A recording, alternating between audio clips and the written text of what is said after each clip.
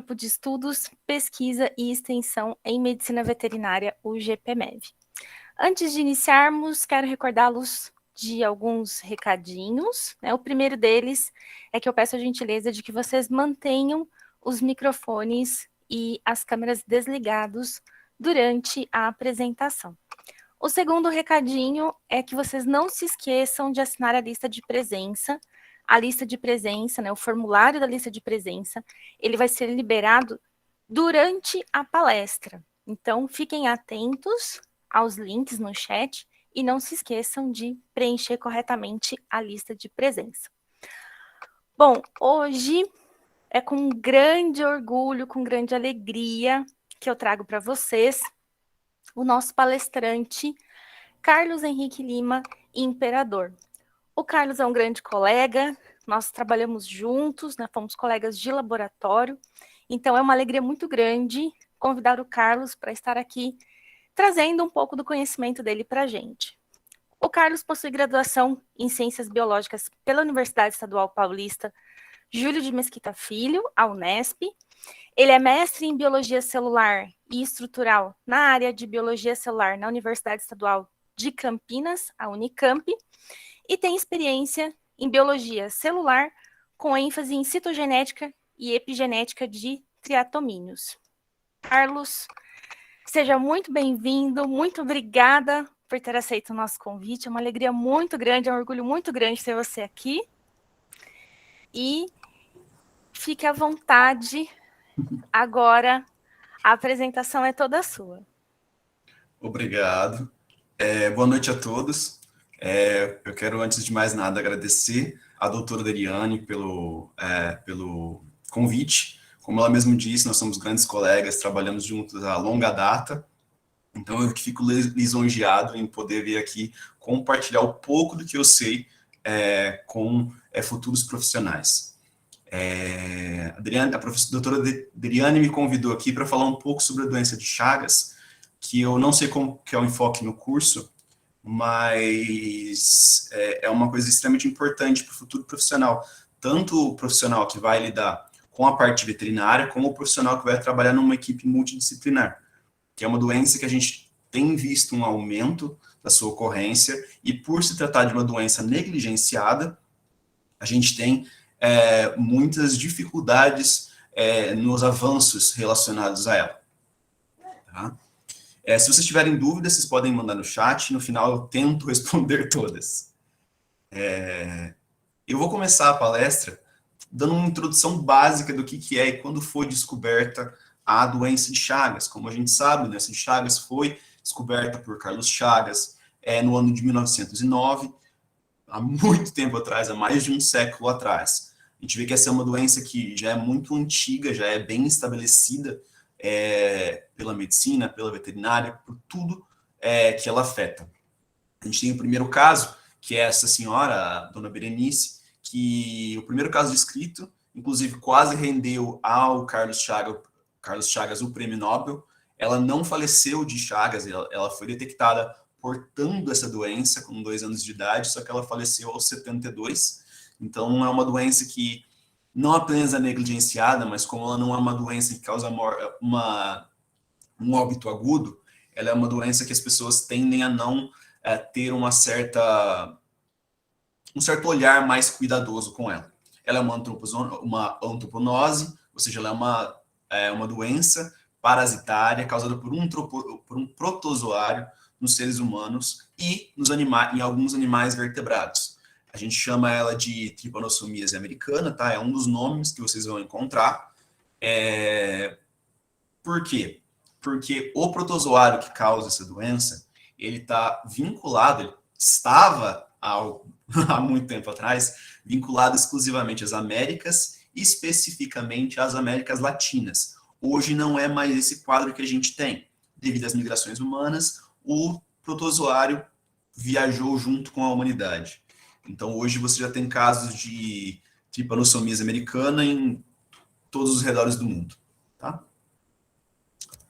Bom, eu trouxe essa imagem porque eu acho que antes da gente começar a entender o que é a doença, entender como que é a função dela na veterinária, na medicina, a gente tem que entender como que como que essa distribuição ela é feita, porque essa doença é uma doença que é transmitida por vetor, que é um inseto, que a gente vai falar dele um pouco mais adiante, mas antes de mais nada, a gente tem que entender que, sendo brasileiros, estando na América Latina, nós vamos com frequência lidar com essa doença, seja na prática veterinária, seja na prática clínica, em qualquer instância que você está lidando com a contaminação, vocês vão estar lidando com a doença de Chagas. Ela é algo muito presente no Brasil. A gente tem, deixa eu voltar aqui, a gente tem aqui à direita um gráfico de distribuições das principais espécies de triatomíneos. Triatomíneos são os insetos que transmitem a doença, são os vetores, ou seja, são o bicho barbeiro, como dito coloquialmente. Essa é a distribuição das principais espécies, não são todas as espécies brasileiras, mas as principais. E esse gráfico aqui da esquerda, o que ele demonstra? Ele demonstra a notificação de casos de doença de Chagas no Brasil. A gente vê que tem um acúmulo de notificações nos estados do Nordeste. Isso é um problema brasileiro. A gente acha que a maior parte dos casos estão vinculados ao Nordeste, mas não é isso que tem se mostrado. O que acontece é que o restante do país tem um problema de subnotificação e subdiagnóstico da doença de Chagas, tanto para os animais quanto para o ser humano. Então a gente tem essa diferença muito grande quando a gente compara o Nordeste, que tem uma notificação exacerbada, com o Sudeste, que tem muito pouca notificação, por exemplo. Bom, vamos falar um pouco sobre o bicho barbeiro. O que é o bicho barbeiro? Ele é um inseto, coloquialmente dito, né? Ele é um triatomíneo. Ele é um percevejo, ele é da ordem dos percevejos, que seria a ordem Hemiptera. Ele faz parte dessa ordem aqui, onde vocês vão ver essas milhas de insetos. Esses aqui não são barbeiros, tá? Esse seria. E que essa ordem é a ordem dos percevejos. E aqui você vai encontrar N tipos de insetos que se alimentam das diversas formas, sejam fitófagos, hematófagos, caçadores. O que nos diz respeito hoje é o barbeiro, que ele é membro da subordem Heteroptera, família Reduvidae e a subfamília Triatomini. Para ser um triatomínio, ou seja, para ser um bicho barbeiro, ele tem que pertencer à subfamília Triatomini. E quando a gente fala em Chagas, a gente sempre pensa no bicho barbeiro, a gente acha que é um inseto ou poucos insetos. Na verdade, atualmente descritos, nós temos 154 espécies viventes. Tá? Eu falo viventes porque existem 2 espécies que são fósseis, então a gente não considera elas para fatores epidemiológicos. A gente tem 19 gêneros e 5 tribos. Ótimo. Só que a gente tem que entender que mesmo que a gente tenha 154 espécies, nem todas essas espécies vão ter a mesma importância epidemiológica entre si. Nós vamos ter espécies que são mais importantes para a veterinária, mais importantes para o trato humano. Por quê? Isso se deve aos hábitos alimentares daquela espécie. Vocês vão lembrar que vocês devem ter aprendido ou visto alguma vez na vida, quando eles falam que o barbeiro ele se alimenta, ele faz a evacuação do conteúdo intestinal na pele e você se contamina por aquilo. Isso é uma dos métodos de explicar a contaminação, mas a gente consegue delimitar a importância epidemiológica da espécie com base nisso, porque nem todo inseto, nem todo barbeiro, ele vai fazer o repasto, ele vai se alimentar e automaticamente ele vai fazer a evacuação. Alguns insetos têm um tempo entre o repasto e a evacuação de 15 a 20 minutos. 15 a 20 minutos é mais que tempo suficiente para a pessoa que está ali, para o animal que está ali se incomodar, tirar o inseto sair por ele mesmo. Então, a importância epidemiológica desses insetos é mínima. Vocês não vão ter uma importância muito relevante. Contudo, a gente diferencia. Atualmente a gente não lida mais tanto com Triatoma infestas. Ele foi o principal vetor da doença de Chagas no Brasil pelo maior tempo que a doença existia. Contudo, a gente teve vários fatores, a gente teve várias atividades de prevenção que foram diminuindo a infecção pelo Triatoma infestans e até a sua eliminação em algumas regiões do país. Mas ele ainda é o vínculo de estudo, onde vocês vão ver que esse camaradinho aqui, ele é o principal vetor se vocês forem ver na bibliografia, ele vai estar dito como o principal vetor. Aqui na nossa região, a região de São José do Rio Preto, que é o noroeste paulista, a gente tem um outro carinha que é o responsável, que é o triatoma sórdido, que é esse percevejo por aqui. Ele é um dos principais vetores da doença na nossa região. Hoje, estima-se que de 70% a 80% das infecções de Chagas pelo Trypanosoma cruzi são vetorizadas pelo triatoma sórdida, aqui na nossa região. Mas nós temos também outras espécies com importância veterinária, que é o que mais vai chamar a atenção para vocês. Que nós temos o Planstrongylos megistus, que é um gênero inteiro, tá? São as espécies do gênero Planstrongylos megistus. Aqui nós temos uma dos gêneros Planstrongylos. Aqui nós temos uma das espécies que a gente vai utilizar como exemplo, que esse é o Planstrongylos megistus, que são insetos mais específicos para animais. Alguns insetos do gênero Planstrongylos são um pouco maiores, então eles têm um costume de se alimentar de animais de grande porte, como gados, caprinos, equinos. Então, existem importâncias diferentes. E o Rhodinus, tá, gente? As espécies do gênero Rhodinus, principalmente o Rhodinus prolixus, eles têm um costume de se alimentar majoritariamente de animais de pequeno porte, sejam gatos, cachorros e alguns outros animais silvestres. Então, a gente tem que entender que, dependendo da espécie que a gente está lidando, a gente vai ter uma importância epidemiológica, seja para a medicina, seja para a veterinária. Nós vamos ter essa importância dependendo da espécie com que a gente está lidando. Aqui, como eu tinha dito, a gente tem o momento do repasto do bicho barbeiro. Esse é um Triatoma infestans. A gente vê o momento onde o barbeiro faz a picada e começa a fazer o repasto, se alimentar. Ele engurgita o seu abdômen de uma forma que faz uma pressão contra o seu intestino e realiza a ejeção do conteúdo intestinal, certo? Isso é o método que todo mundo aprende como é feita a contaminação. Ele libera o conteúdo intestinal próximo da pele, a pessoa dormindo coça quando passa o efeito analgésico da picada desse inseto, e aí a gente joga os parasitas para dentro da ferida. Isso é um mito, tá, gente? Hoje em dia a gente sabe que não é mais assim que se funciona. Hoje, o contato com as fezes, não que ele seja necessário para sua contaminação, mas quando você entra em contato, caso você só de coçar a pele, você já vai estar danificando as partes da epiderme. Essas pequenas danificações, essas pequenas ranhuras que acontecem na sua pele, já são suficientes para permitir a infecção do parasita. Tá? Então, falar que a gente tem que levar as fezes até a abertura da picada para que haja a contaminação, isso é errôneo e nos dias de hoje a gente sabe que não é assim que acontece. Tá bom? Vamos lá. Mas qual que é a importância veterinária de vocês conhecerem esses insetos, conhecerem esse parasita, conhecer como que essa doença se porta?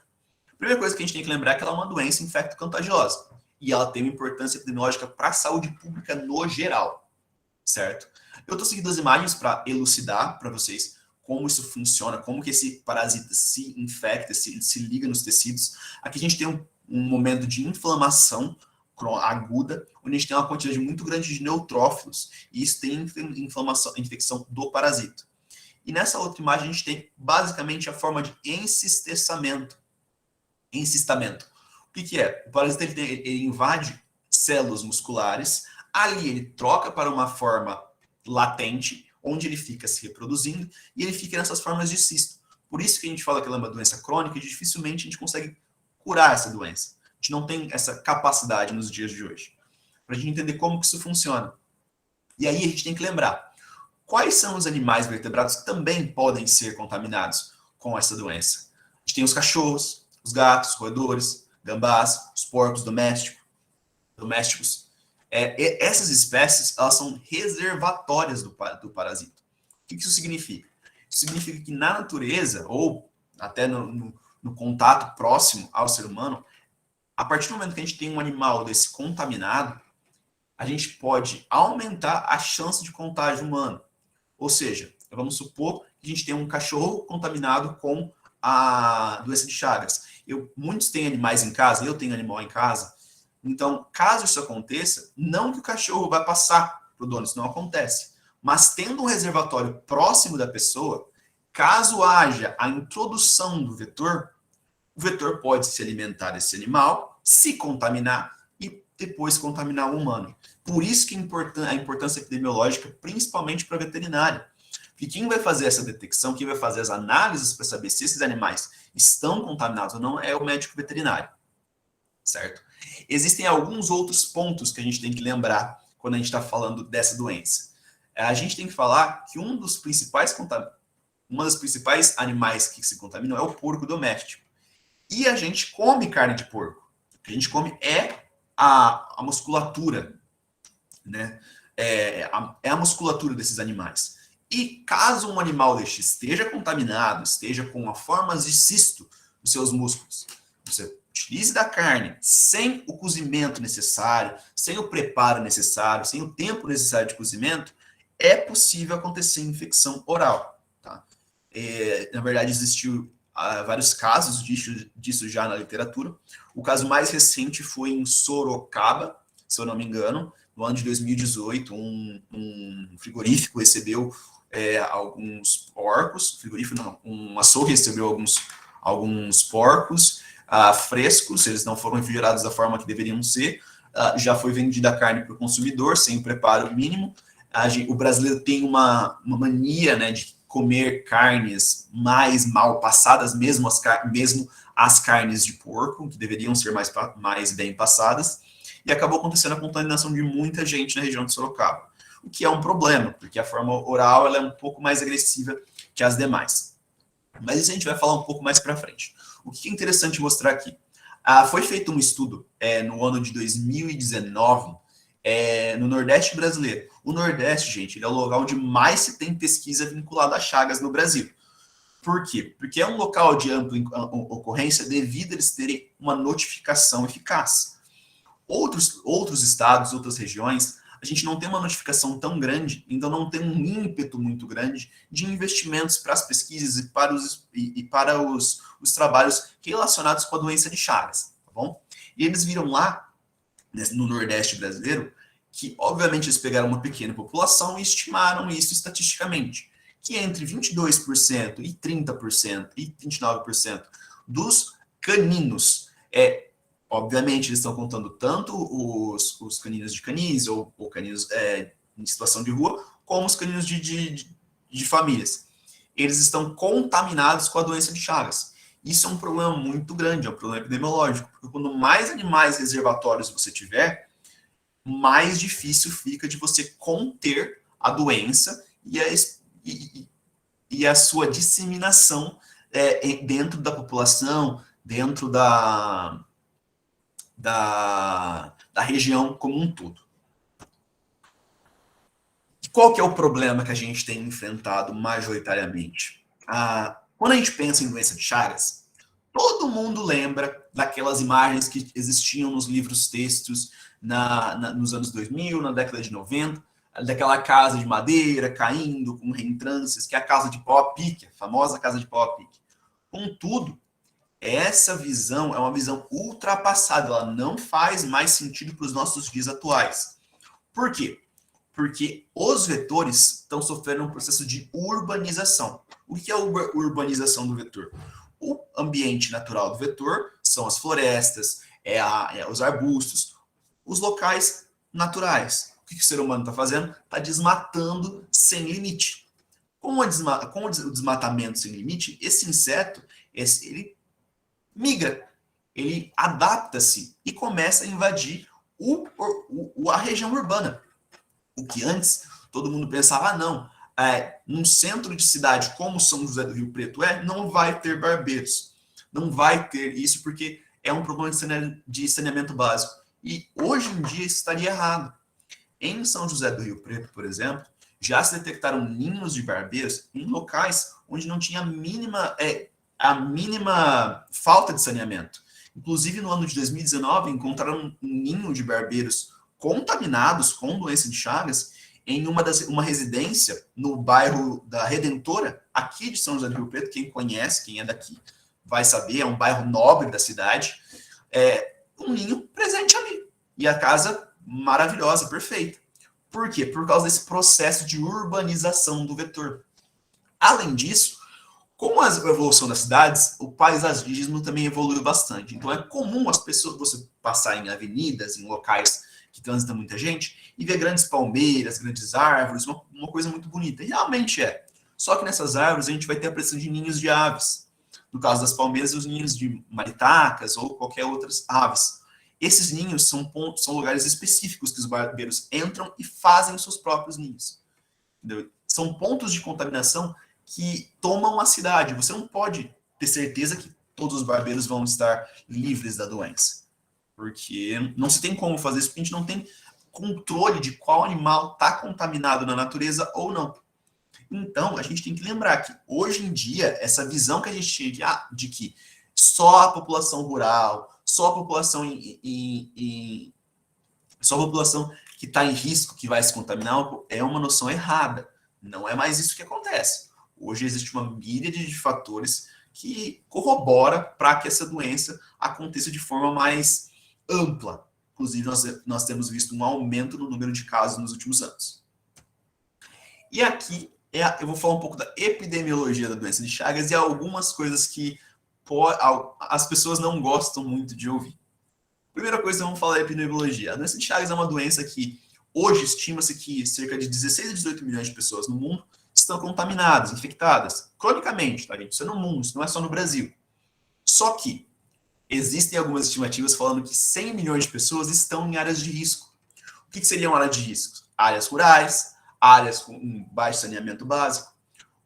Esse ano, saiu uma diretriz do próprio Ministério da Saúde que, utilizando de estatística e auxiliando e adicionando o processo de urbanização do vetor, estima-se que, em vez de 100 milhões de pessoas em áreas de risco, mais de 600 milhões estejam em áreas de risco, porque agora todas as áreas podem ser risco desse vetor, desse inseto que está contaminado. Atualmente no Brasil, nós temos entre 100 a 200 mil novos casos por ano.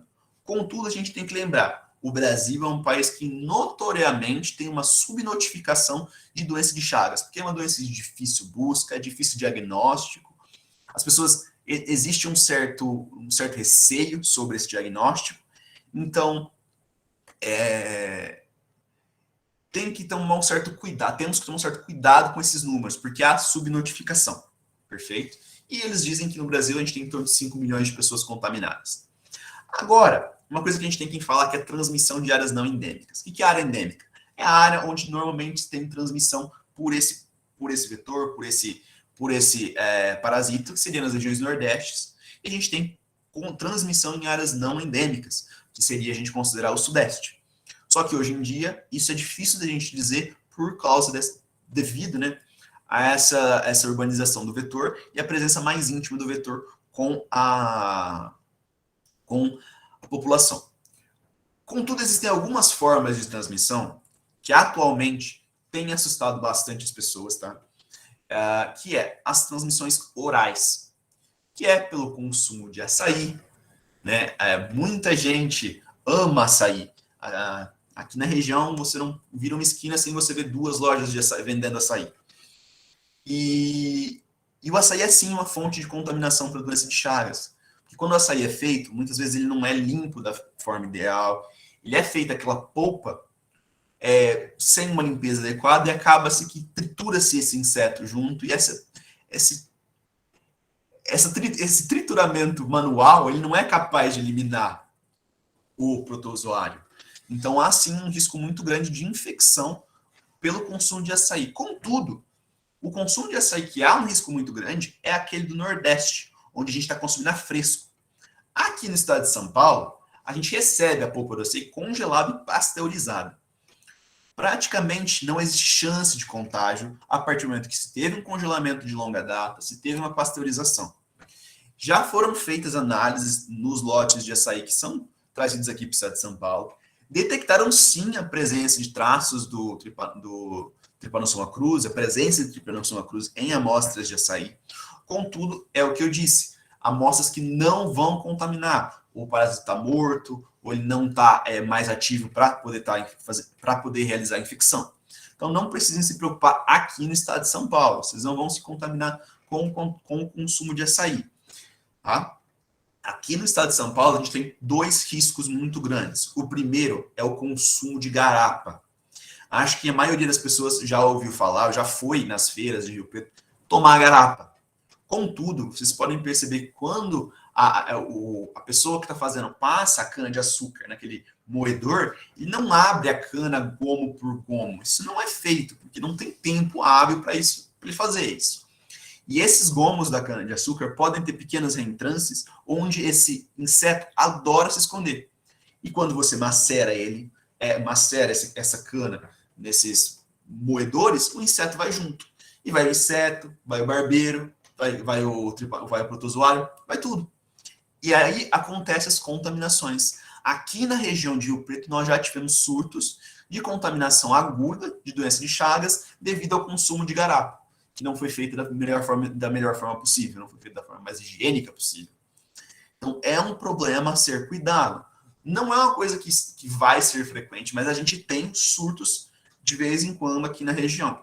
Por isso que tem que tomar cuidado, muito cuidado onde vocês ingerem essa garapa, qual que é a procedência, quem que tá fazendo, se está sendo feito limpo de forma real. Então, é algo que você tem que tomar cuidado. Tá? E a outra contaminação que nós temos aqui é o consumo da carne de porco, normalmente, e o consumo da carne de caça. Que com alguns anos para cá, foi-se visto um aumento no consumo da carne de caça, o que a gente esperava que fosse diminuir, mas hoje a gente vê um aumento no consumo dessas carnes. Essas carnes geralmente são animais silvestres, que você não tem controle. E muitos desses animais estão sim contaminados com a doença de Chagas.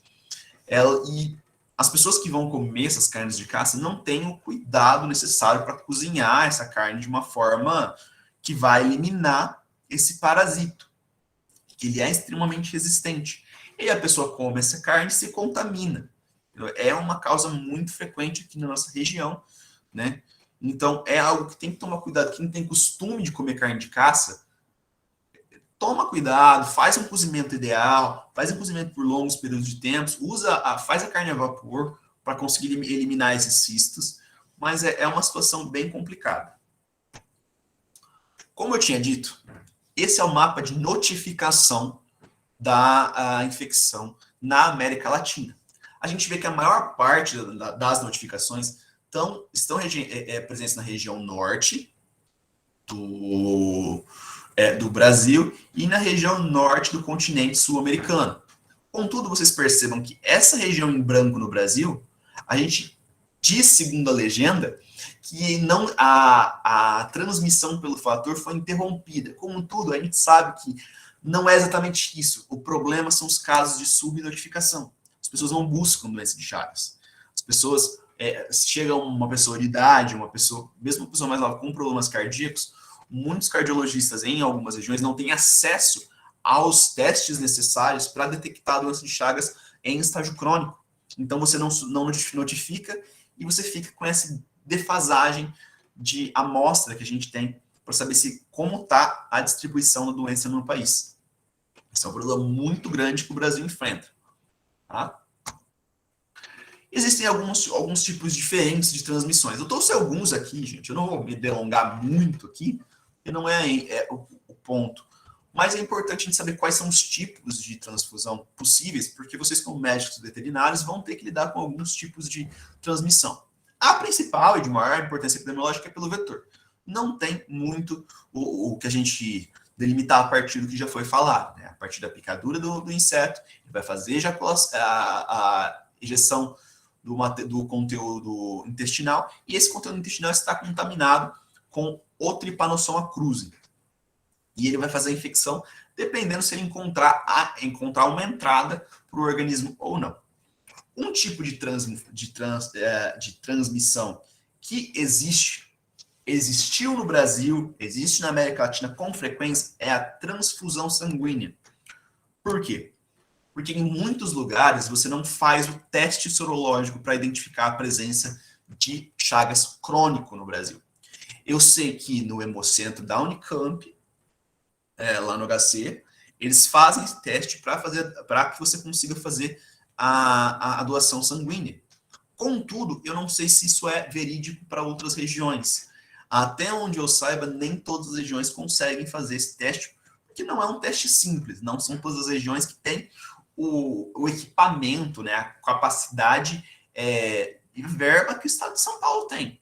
Então, essa é uma das principais contaminações na América Latina e no Brasil especificamente. Mas isso tem diminuído, conforme há um aumento, né, da verba desses laboratórios, eles conseguem acumular capital para comprar os equipamentos necessários para fazer esse tipo de exame, aí você consegue evitar esse tipo de transfusão. A gente tem as transmissões congênitas, tá? A congênita é basicamente de mãe para filho, para feto, porque eles conseguem sim vencer a barreira placentária, tá? Isso se dá tanto em seres humanos quanto em animais, tá bom? Todas essas transfusões são possíveis de ocorrer tanto em ser humano quanto em animal. O que acontece? A gente tem os trypanosomas cruzi invadindo o tecido placentário na sua forma latente, e dali eles começam a liberar as formas infectantes, que ganham a barreira hematocefálica e podem contaminar o feto. E o problema não é nem só a contaminação do feto, transformar o feto em um chagástico. O problema é que a contaminação por doença de Chagas, ela é teratogênica. Isso significa que isso vai causar problemas de desenvolvimento para o feto, né? Então, a gente tem que tomar um certo cuidado com isso, lidar com... fazer análises em pacientes grávidas, em animais que acabam vindo a engravidar também. A gente tem que ter um contato com isso para a gente saber lidar com a doença. A transfusão, não a transfusão, a transmissão oral, porque a gente tem o consumo de produtos contaminados, como eu tinha dito para vocês. A garapa, o açaí, a carne mal cozida e contaminada. Não só, existe uma míriade de formas que vocês podem se contaminar, mas essas são algumas. E a gente está vendo um crescente número de contaminação. Porque com o desenvolvimento, algumas medidas sanitárias estão sendo esquecidas, que não deveriam, mas estão. E aí a gente tem um aumento nos casos de transmissão oral.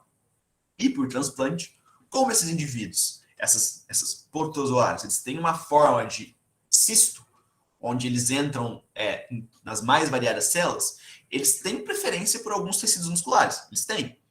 Mas eles podem se infectar qualquer tipo e insistar em qualquer tipo de célula. Com isso, quando você tem um transplante, a partir do momento que você faz o transplante de um órgão sólido e a pessoa começa a tomar o imunossupressor, que todo transplantado precisa tomar um imunossupressor, você tem a queda da imunidade, você tem a detecção do parasito por isso e o ciclo de infecção que o parasito faz. Ele começa uma reprodução exacerbada porque não tem influência da resposta imune. Agora, a gente falou até agora do parasito, eu não mostrei ele para vocês ainda. Aqui a gente tem, basicamente, uma reconstrução 3D, tá, gente? Isso aqui não é... Vocês não vão ver o parasito dessa forma, mas é uma reconstrução 3D a partir de lâminas realizadas por um microscópio de confocal. Esse é o Trypanosoma cruzi. Ele é um parasito, ele é um protozoário parasito, né? Que ainda é muito misterioso para pesquisa, para a comunidade científica, porque, como a gente foi dito, a gente não tem tantas pesquisas nessa doença, já que ela é uma doença endêmica, e esse parasito é o responsável, é o agente etiológico dessa doença. Ele tem algumas características que o classificam pela ordem, tá? Mas eu não acho que seja necessário vocês saberem que ele tem um cinetoplasto, e que ele tem um pré-DNA policistrônico. Eu não acho que tenha necessidade de vocês saberem isso. Mas é importante saber que ele é um parasito, ele é um protozoário, um parasito intracelular, e ele é responsável por essa doença tão negligenciada e tão sofrida por paciente. Uma coisa interessante, muita gente, quando a gente fala do Trypanosoma cruzi, eles acham que a gente está falando de uma única cepa. Ou seja, só um protozoário que causa essa doença, e é isso. E não, nós temos 6 cepas que nós sabemos que há contaminação humana. A gente tem uma cepa que a gente não detectou contaminação humana até o momento. mas não se descarta a possibilidade disso acontecer. Então, a gente sabe que tem uma variedade muito grande. Por isso que é difícil também desenvolver fármacos que sejam capazes de lidar com esse protozoário, capazes de lidar com essa doença. Eu trouxe o ciclo de vida do indivíduo para vocês, do protozoário. Não vou me abster muito aqui, só explicar como isso acontece. Por quê? Porque é importante vocês saberem como que é esse ciclo, o que causa a doença, o que causa os sintomas. Você tem um inseto contaminado fazendo a picada e a contaminação do vetor. O vetor pode ser tanto o ser humano, quanto pode ser cachorros, roedores, gatos, guaxinins. Não interessa. Alguns vertebrados podem ser contaminados. Vocês vão ter a forma metacíclico dos tripomastigotas, que é a forma infectante desse parasito. Esse parasito ele vai infectar células musculares. Nessas células musculares, ele vai mudar de forma para uma forma amastigota, que é uma forma de latente. E nessa forma latente, ele vai se aplicar. Ele vai se aplicar, se aplicar, se aplicar, até que a célula não comporte mais a quantidade de parasito. Então, ele se diferencia novamente em tripomastigota e sai dessa célula. Essa célula, normalmente, ela se rompe nessa saída desses parasitos. Esses parasitos caem na corrente sanguínea e contaminam outra célula e fazem isso várias vezes. E é isso que a gente dá os sintomas, como, por exemplo, a cardiomegalia. Por quê? A gente tem a infecção desse parasito das células musculares cardíacas e esse ciclo vai ocorrendo. Isso vai danificando a célula, que a gente tem depois uma maior divisibilidade das células para a gente tentar recuperar esse tecido que foi perdido. E isso vai estendendo o coração, fazendo um coração maior, fica um coração gigante. Vocês já devem ter visto alguma imagem de um coração chagaço, que ele é realmente enorme, devido a essas múltiplas lesões teciduais em conjunto com o processo inflamatório, tá? Essas formas tripomastigotas, elas podem ir junto com o sangue para o inseto que faz a deglutição, ele se contamina a partir dessas formas. No inseto, a gente tem as formas epimastigotas, que fazem a reprodução sexuada dentro do inseto. Essas formas vão para o intestino e ficam ali aguardando para infectar outro organismo. E esse é o ciclo básico da doença de Chagas. Ele não é um ciclo difícil, mas é importante a gente entender o que causa determinados diagnósticos, determinados sintomas. As formas, como eu tinha dito, a gente tem a forma tripomastigota, que eu trouxe aqui mais para vocês terem uma noção, que é a forma delgada, a forma infectante. Vocês conseguem ver nessa imagem, isso aqui é um esfregaço sanguíneo, tá? Vocês conseguem ver as formas tripomastigotas, metacíclicas, infectantes. As formas amastigotas, que são as formas que formam cistos na musculatura. E vocês têm as formas epimastigotas, que é do inseto. Só para vocês verem mais ou menos como que ela é, porque não tem a necessidade tão grande disso. Então, vocês veem que ele tem um ciclo muito... É complexo e simples ao mesmo tempo. Ele não é um ciclo difícil de você entender, mas o protozoário em si ele passa por várias mudanças durante esse ciclo. Bom, agora a gente vamos falar um pouco dos sinais e sintomas que são encontrados na veterinária. Existem uma série de sinais e sintomas dependendo do animal que está contaminado. Eu vou focar nos caninos porque eu acho mais simples para vocês entenderem algo que a gente tem mais contato. A maioria das pessoas tem ou já teve contato com um cachorro, então é mais fácil da gente entender. A doença de Chagas, ela, normalmente, tanto para o ser humano quanto para os animais, ela divide em duas fases, que é a fase aguda, assim que aconteceu a infecção, e a fase crônica, depois que a infecção já tem algum tempo. Nos animais, a principal sintoma da fase aguda é a miocardite. Eles podem ter encefalite também, mas a principal é miocardite. O que é miocardite? É inflamação do músculo do miocárdio. Tudo que termina em ite é inflamação. Então, nós temos aqui uma imagem de um coração de um canino, de um cachorro, e esses pontos esbranquiçados, que está marcado pela seta, são pontos de miocardite, pontos de inflamação, onde há a deposição desses protozoários. E é nesse ponto que você vê o que vai ocorrendo diversos danos ao coração dos cachorros, eles ficam abatidos, sem força, cansados. Então, é uma doença realmente bem difícil de lidar para um animal que não pode te falar o que ele está sentindo. E a gente tem a forma crônica, que é? Que é a cardiomiopatia. Ou seja, a gente tem a dilatação, né? O coração canino ele se dilata. Aqui nós temos um ventrículo direito, se não me engano, ele foi removido para que a gente consiga ver, e vocês conseguem ver na musculatura aqui a presença dessas áreas esbranquiçadas, que é a presença desses protozoários. A gente tem um crescimento, e isso é uma doença bem custosa para esses animais. Bom, vamos falar um pouco das manifestações clínicas. Isso é em seres humanos. As manifestações clínicas elas não são muito frequentes em animais, mas é importante que, caso um paciente, uma pessoa tenha essas manifestações, investigue-se também os animais que essa pessoa tem em casa. Que a gente tem a fase aguda, que geralmente é assintomática, e isso é um dos grandes problemas. Porque a fase aguda é uma das fases onde o tratamento medicamentoso foi mostrado que consegue limpar a carga parasitária, na medida do possível, desse indivíduo. Então, o tratamento rápido seria o ideal. O que nós temos aqui? A fase aguda geralmente é assintomática. Só que ela pode ter sintomas dependendo da forma da infecção. Tá? Os principais sintomas são sintomas de inflamação, do sítio onde foi feita a picada, febre. E um sinal característico é o sinal de Romana. O que é o sinal de Romana? É essa inchaço nos olhos do paciente. Por quê? Porque uma das partes que esse inseto mais gosta de picar, que ele tem preferência por, é a parte da barba, porque a gente tem essa parte do rosto mais irrigada. Então, por isso que ele recebeu o nome de barbeiro, tá, gente? Ele pica na região da barba. Preferencialmente, não é a única, mas ele realmente faz isso.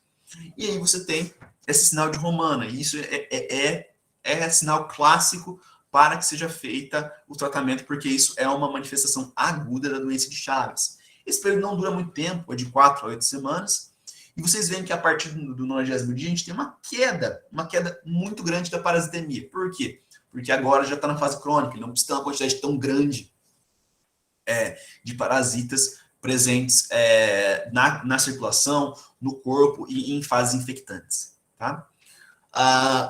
Como eu tinha dito, isso é a principal coisa. A gente tem sintomas severos, tem pacientes com sintomas leves, depende do paciente. Contudo, transmissões orais, que é a transmissão por açaí, por garapa, por carne contaminada, sempre mostram sintomas severos. São sintomas extremamente graves e podem levar o paciente a óbito, sim. Tá? Então, a gente tem que tomar um cuidado com isso, com a alimentação, justamente por casos como esses. Agora, eu vou falar um pouco das manifestações clínicas na fase crônica.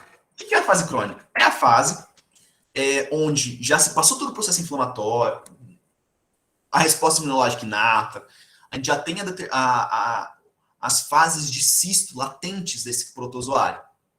Tá? A gente normalmente divide as formas que isso acontece, porque dependendo da cepa que você tem, você vai ter uma forma disponível. Por quê? As cepas elas têm tropismo por determinados tipos de tecido. A gente tem a forma indeterminada. O que é? Ela é a mais rara, tá, gente? Não é uma coisa comum de acontecer. É uma forma que você não tem sintoma, você não tem alterações gerais. Por quê? Porque ele não tem preferência. Ele acaba se depositando em qualquer lugar do corpo, pode se depositar em pequena quantidade, então não vai criar nenhum problema para o paciente. Agora, a forma cardíaca, que é a que a gente mais conhece, e a gastrointestinal, elas são realmente bem difíceis de lidar. Uma coisa que é importante a gente saber, a gente pensa muito na forma cardíaca, mas a forma gastrointestinal é uma das mais agressivas, tanto para os animais quanto para o ser humano. Por quê? Porque quando há deposição de protozoários no esôfago ou no colo, a gente tem o megaesôfago e o megacolo. Com o megaesôfago, aquele paciente não vai mais conseguir se alimentar, ele vai precisar ou de uma sonda, ou, em alguns casos, ele vai precisar de alimentação endovenosa, ele vai ter problemas para respirar, talvez seja necessário fazer a traqueostomia. Por quê? Porque esse megaesôfago pode comprimir a traqueia. Tá? Então, é um caso extremamente complexo. E a gente tem o megacolo, que a gente vai ter a perca da função dos esfíncteres anais, a gente vai ter a hipertrofia da região anal, não é um caso bonito de se ver, é uma coisa difícil e sofrida para o paciente. Muitos pacientes têm que fazer colocar aquela bolsa, né, para que seja feita a evacuação, porque ele não tem mais controle dos esfíncteres anais.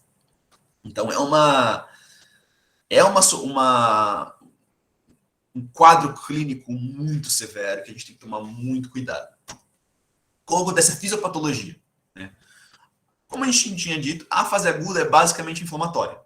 A gente tem que o tripanossoma cruzi ele pode se colocar em vários tecidos, principalmente cardíaco, muscular, ou no tecido das gônadas e sistema reprodutor, sistema mononuclear, né, fagocitário.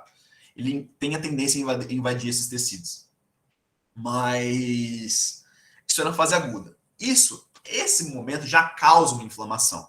Porque a gente tem a nossa imunidade aguda inata, as células natural killers e os macrófagos vão vir realizar sua função junto com os neutrófilos, e a gente tem a produção das citocinas inflamatórias pelos linfócitos T helper, né, os TH1, né, os linfócitos CD4 e TH1, que eles vão produzir a isoleucina 1, o TNF-alfa, o interferon, que são marcadores de inflamação, vão inflamar aquela região.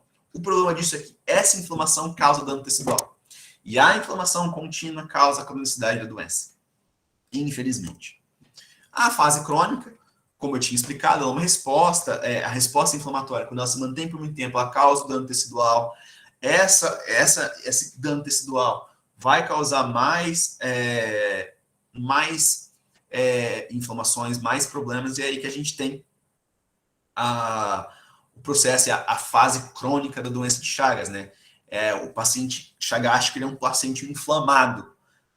Em todo momento ele está tendo inflamações. O diagnóstico do paciente, tanto humano quanto animal, é o mesmo. A gente não tem diferença por que você pode fazer. Na fase aguda, vocês podem fazer a visualização de lâminas, o esfregaço sanguíneo. Você consegue detectar as formas de parasita no esfregaço. Só que, como eu disse, a maior parte das fases agudas são assintomáticas. A gente não consegue detectar. E quando chega na fase crônica, vocês têm quais são as opções que a gente tem? Os testes sorológicos de imunoglobulina e os testes de imunofluorescência, hemaglutinação direta e ELISA, que são testes caros. E eu entendo que é mais difícil ainda para o médico veterinário, que em muitos lugares onde esse médico for trabalhar, ele não vai ter acesso a esses exames. Quando ele tem, é ótimo, ele consegue fazer análise do animal e detectar isso, mas em muitos casos ele não vai ter. Então, isso é um problema, porque a gente não consegue desenvolver novos exames, novos testes para essa doença devido à negligência que a gente sofre com essa doença, principalmente no Brasil. Isso é um algoritmo clássico para você fazer o diagnóstico, né? Sabe? Partindo da cronicidade, você diagnosticar e saber como você vai tratar, o que você tem que fazer, qual é o seu manejo daquele paciente. O tratamento veterinário. É aqui que a gente chega no impasse. O tratamento veterinário, o tratamento médico, clínico para o ser humano, é praticamente o mesmo. A gente não tem diferença de tratamento. Por quê? Porque a gente não tem outros medicamentos que não sejam o benzimidazol e o nifurtimox. Por quê? Eles foram medicamentos produzidos na década de 60. E até hoje, 60 e 70, até hoje é o que nós utilizamos. São os medicamentos padrão ouro, porque nós não temos outros. E a gente tem que utilizar esses medicamentos que não são tão eficazes, eles não têm uma eficácia grande, mas é o que a gente tem. Por quê? Porque a gente não tem condição de pesquisar mais sobre isso. E as pesquisas que são feitas não são financiadas de forma como deveria. Entendeu? Existe uma pesquisa que foi feita com o uso do itraconazol junto com o benznidazol no tratamento veterinário. Essas drogas mostraram uma sinergia, então aumenta-se o fator antiparasitário do benzimidazol. O que é interessante, é uma coisa que é muito interessante de vocês saberem, né, para vocês conseguirem fazer, caso você só tenha esses dois medicamentos. O tratamento, como eu disse, dos humanos também é com benzimidazol e com nifurtimox. Você vai variar dependendo do tipo de infecção que você tem, se você tem uma infecção congênita, vetorial, oral, qual é o tipo de laboratório que você tem. Eu não vou discutir muito os protocolos com vocês, porque esses protocolos já são conhecidos, são gramagens muito simples de serem realizadas. Mas a gente tem que entender que isso vai variar muito.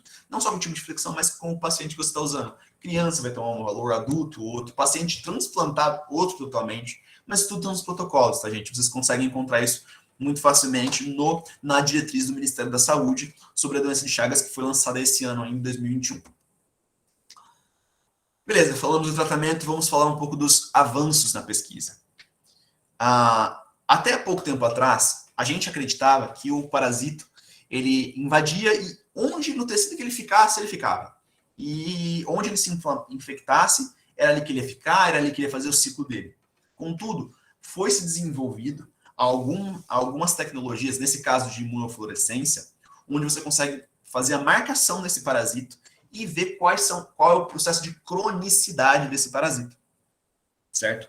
A gente consegue ver baseado no número de parasitos que foram infectados em cada roedor, nesse caso eles utilizavam roedores, e quanto tempo demorou para a cronicidade e onde esses parasitos se colocaram. A gente consegue ver que há uma preferência pela região nesses roedores desses parasitos após a cronicidade, no momento de cronicidade. Então a gente vê que eles têm um tropismo.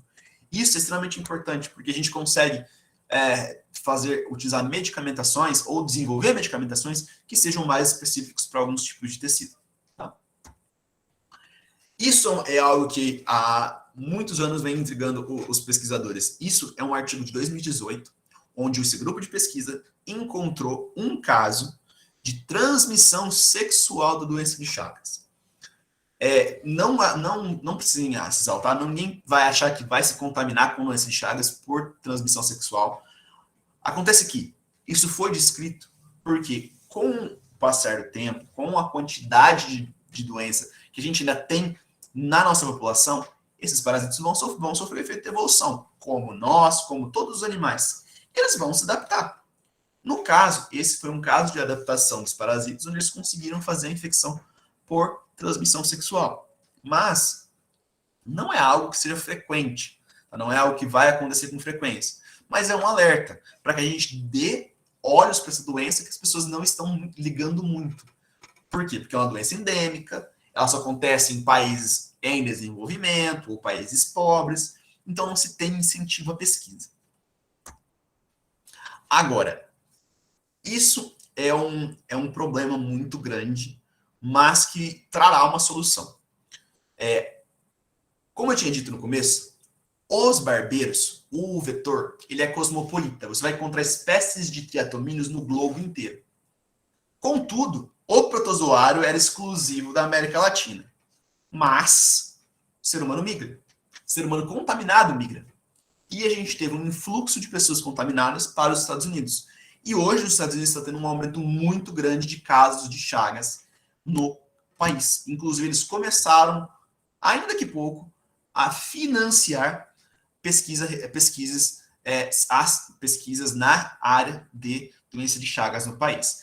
Ainda tem muito que se melhorar, mas já estão tomando noção do perigo que essa doença causa e do ônus que ela causa no sistema de saúde. Porque é uma doença crônica, o paciente é um paciente cardiopata, é um paciente mais complicado. Então, é interessante a gente ver que agora os países que estão sendo afetados estão começando a olhar. Gente, essas são algumas referências que eu utilizei para fazer essa aula. E eu quero deixar o meu muito obrigado ao grupo que organizou, a doutora Adriane, pelo convite. Lembrar vocês que no dia 14 de abril é o Dia Mundial da Doença de Chagas, ao combate à doença de Chagas. Agradecer a todos por terem me ouvido. Eu estou deixando aqui meu e-mail, caso vocês tenham alguma dúvida que não conseguirem ser respondida, vocês podem me mandar um e-mail, que eu estou à disposição de todo mundo. Doutor Carlos, muito obrigada pela sua palestra, foi muito boa. Agora nós temos aqui algumas perguntas que eu vou estar fazendo para a gente poder aí dar continuidade. A primeira pergunta é do Ailton. Ele pergunta qual é a temperatura máxima que esse protozoário resiste. Então, isso é uma discussão muito grande, porque já se foi testado em altas temperaturas com a carne a ser cozinhada em frigideiras, panelas. O que eles perceberam é que não é questão da temperatura, sim o tempo de cozimento. Por isso que o recomendado para a alimentação desse tipo de coisa, desse tipo de carne de caça ou carne contaminada, seria as panelas de pressão onde a carne fica por muito tempo, que é tempo suficiente para eliminar o cisto dos protozoários. Perfeito. Deixa eu ver aqui. Bom, são somente assim essa pergunta. Então eu agradeço novamente aí por ter aceito o convite. E agora eu vou passar a palavra para a professora Deriane. Eu acho que nós temos uma pergunta. Maria Eduarda. Pode mandar aqui.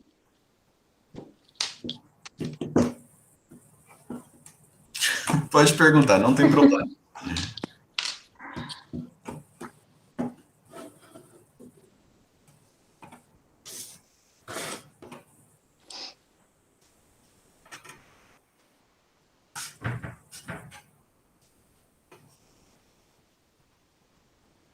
Bom, uma pergunta da Maria Eduarda. O bicho barbeiro pode morrer com a doença de Chagas? Então, não, porque como isso é feito? O bicho barbeiro ele se contamina também, mas por ele ser adaptado pelo Trypanosoma cruzi, né, que é o agente etiológico, que é o protozoário, ele ser adaptado para progredir o ciclo de contaminação, ele não causa problemas de hipertrofia no barbeiro. Até porque ele se aloja na parte intestinal do barbeiro. Ele não causa maiores problemas para o inseto, não. Então, o inseto não vai morrer de estar contaminado com a doença. Até porque também o tempo de vida de um barbeiro é muito curto, viu? Não é muito grande, não. A gente tem as fases de ninfa, que demora muito, mas a hora que chega no adulto, que é onde ele vai se contaminar propriamente dito, você praticamente não tem muito tempo de vida restante, não. Bom, então, acho que as perguntas foram respondidas. Acredito. Bom, tem mais uma aqui. Da Natália. Por que algumas pessoas demoram tanto tempo para serem diagnosticadas? Bom, essa é uma pergunta excelente. Acontece o seguinte, a gente vive num país onde não é todo mundo que tem acesso aos mesmos exames e à mesma tecnologia. Uma coisa é aqui no estado de São Paulo, é aqui em Rio Preto, é em centros onde, se você precisar de um exame, você vai lá e faz. A maior parte das contaminações, elas não estão aqui. Elas estão no norte, região do Mato Grosso, e a gente tem um déficit de pessoas capacitadas para fazer essa análise, esse diagnóstico, e a gente tem um déficit dos exames. Então, quando a pessoa está na fase crônica, ela vai num cardiologista, ela fala que ela está cansada, que ela não está se sentindo bem, o cardiologista faz um eco e detecta que tem um aumento do coração ali. Chagas não é a primeira coisa que ele pensa, porque ele não tem como testar. Ele pensa em uma míriade de outras coisas, e aí isso vai se mantendo. Mas quando a gente fala no diagnóstico da fase aguda para a fase crônica, é porque a fase aguda não tem sintoma. E quando a pessoa é picada e você se coça, você acha que você foi picado por um mosquito. E é isso. E quando você vê, já está na cronicidade da doença. Bom, mais alguma pergunta? Tem uma aqui, ó. Quanto tempo de vida tem um animal com a doença de Chagas? Bom, como eu tinha dito, a gente viu no começo que o primeiro caso da doença de Chagas, a Berenice, ela foi diagnosticada aos 2 anos de idade e viveu até os 72 anos de idade. E a causa da morte dela não foi cardíaca, foi uma isquemia pulmonar. Então, quando a gente analisa isso, a gente analisa o que a doença pode causar, ela vai causar um incômodo na vida, ela vai causar problemas cardíacos, mas não é essa doença, a doença não vai causar morte no animal. Então, muitos animais conseguem viver muitos anos com a doença sendo reservatórios, o que é um problema. Que quanto mais tempo aquele animal sobrevive como reservatório, mais chance ele tem de contaminar outros vetores, e esses vetores vão continuar a contaminação. Porque uma vez que o vetor é contaminado, ele nunca mais ele se livra da contaminação, ele sempre vai estar contaminando outros animais ou outros seres humanos. Tem mais uma pergunta da Natália. Por que você acha que tem tão pouco investimento a pesquisa nessa área? Olha, eu vou ser sincero. A gente vive num país onde A pesquisa é feita olhando para fora do Brasil. A gente não olha os programas brasileiros para a gente fazer a pesquisa. E nós estamos numa área que é um país em desenvolvimento. A gente não é um país desenvolvido. Então, o que eles vinculam a doença de Chagas como uma doença de país pobre que não tem saneamento básico? Então, para que um país desenvolvido vai investir na pesquisa se não é ele que vai se beneficiar? A gente vê o caso dos Estados Unidos que agora estão tendo caso e agora eles estão começando a investir. Porque agora está importunando eles. Se fosse só para continuar investimento em país pobre, a gente não teria esse investimento. E aqui no Brasil, a gente tem essa mania de querer olhar para coisas para fora, problemas de fora. A gente quer resolver, mas não quer resolver o problema que a gente tem endêmico nosso. É uma cultura brasileira isso, infelizmente. Perfeito. E tem mais uma, da Laísa. Ela pergunta, existe alguma forma de diagnosticar a doença antes dela ficar grávida? Existe, se você vê um inseto te picando. A não ser que você tenha ingerido alguma coisa e você comece a passar mal, se você vê o inseto te picando, você pode diagnosticar. Você pegando o inseto e levando para qualquer centro médico, eles são obrigados a passar isso para um zoonose, alguma coisa que vai fazer a identificação do medicamento, e eles vão começar o tratamento pós-exposição, que é basicamente tomar benzidazole e furtimox. Você vai tomar o mesmo tratamento que uma pessoa que está na fase crônica toma. Contudo, você vai ter a limpeza da carga parasitária. Se você não demonstrar sintoma, essa é a única forma. Agora, se você tem uma forma aguda, fase aguda, sintomática, aí tudo bem, você vai no hospital, vai ser feito o diagnóstico diferencial, você vai tomar uma medicação, e aí você vai conseguir se livrar majoritariamente da doença e não vai ter o desenvolvimento para forma crônica, né, que a gente chama de forma grave. Bom, tem mais uma do Ailton. Sobre a contaminação, fiquei na dúvida. É só o inseto que transmite a doença mesmo? Ou seres da mesma espécie que podem contaminar também? Bom, a pergunta, ela depende do tipo de contaminação. A contaminação normal seria sempre dependente do inseto.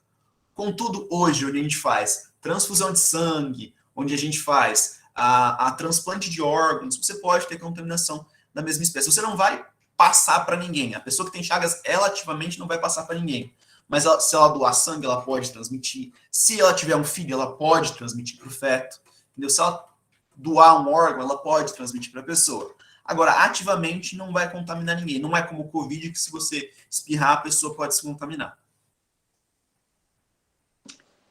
Bom, mais alguma pergunta, pessoal?